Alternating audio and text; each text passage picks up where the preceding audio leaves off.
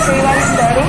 Pada pagi ini kita akan belajar mengenai informasi akuntansi.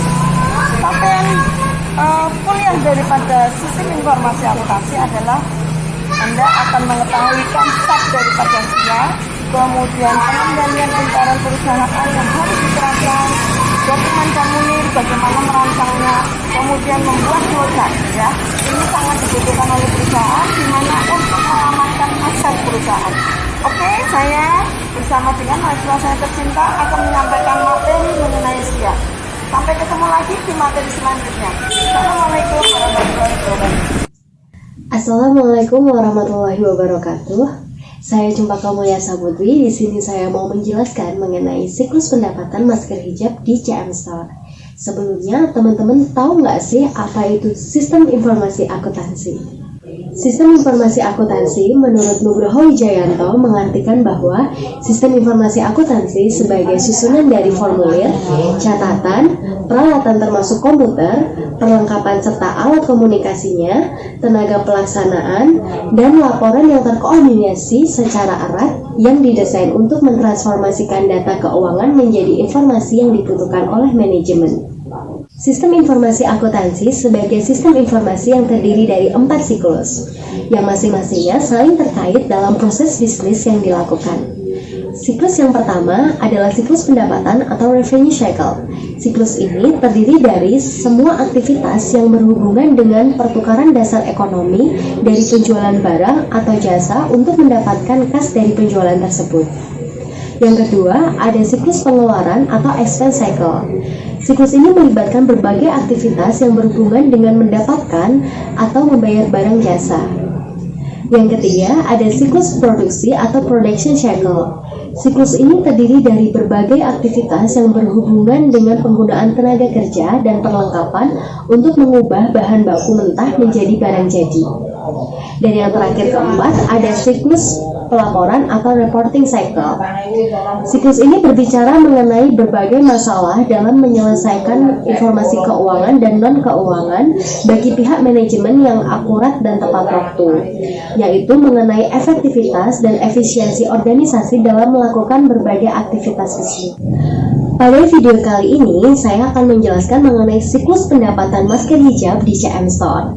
Siklus pendapatan masker hijab di CM Store dilakukan pemisahan fungsi yang terdiri dari bagian penerimaan, bagian pelayanan, bagian penagihan, bagian keuangan, bagian gudang, bagian pengemasan, dan bagian pengiriman.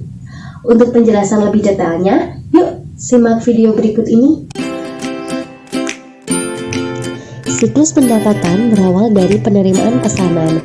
Customer dapat memilih motif dan warna masker yang diinginkan lewat Instagram @cmstore27.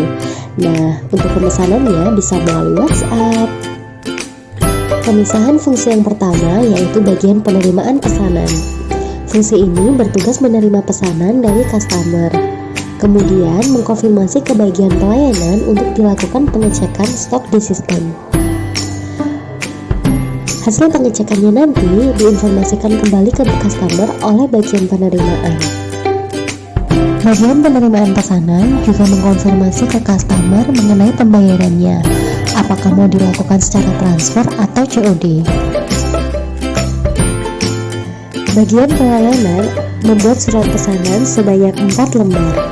Lembar pertama nanti akan diarsipkan, lembar kedua diberikan kepada bagian penagihan, lembar ketiga akan diberikan pada bagian gudang, lembar terakhir akan diberikan kepada bagian pengemasan. Fungsi yang ketiga yaitu bagian penagihan. Setelah menerima surat pesanan dari bagian penerimaan, bagian penagih kemudian memproses surat pesanan untuk menghitung jumlah tagihan pesanan yang harus dibayar oleh customer, sehingga customer bisa langsung mengetahui berapa total biaya yang harus dibayarnya melalui invoice. Banyaknya invoice ada 2 lembar. Yang pertama akan diarsipkan dan yang kedua akan diberikan kepada customer.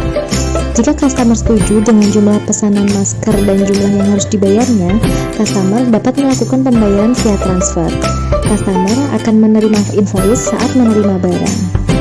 Setelah customer melakukan pembayaran via transfer, customer diharuskan melakukan konfirmasi pembayaran via WhatsApp. Pemesan fungsi selanjutnya yaitu di bagian keuangan. Pihak keuangan akan melakukan pengecekan mengenai konfirmasi pembayaran oleh customer dengan melakukan cek via sistem.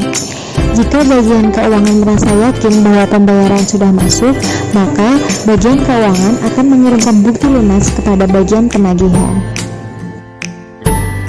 Jika proses transaksi pembayaran sudah selesai, selanjutnya bagian gudang akan mengambil pesanan sesuai dengan surat pesanan yang diterimanya.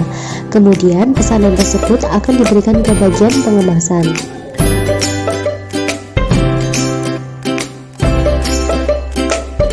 Bagian pengemasan bertugas mengemas barang-barang yang akan dikirim. Bagian pengemasan juga melakukan pengecekan apakah barang yang akan dikirim sudah sesuai dengan surat pesanan atau belum. Setelah proses pengemasan barang selesai, selanjutnya proses pengiriman dapat dilakukan melalui ekspedisi atau dikirim menggunakan kurir ojek online. Berangkat.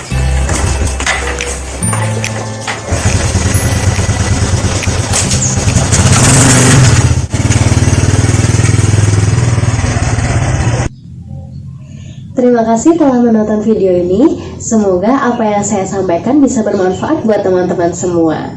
Wassalamualaikum warahmatullahi wabarakatuh. Bye-bye.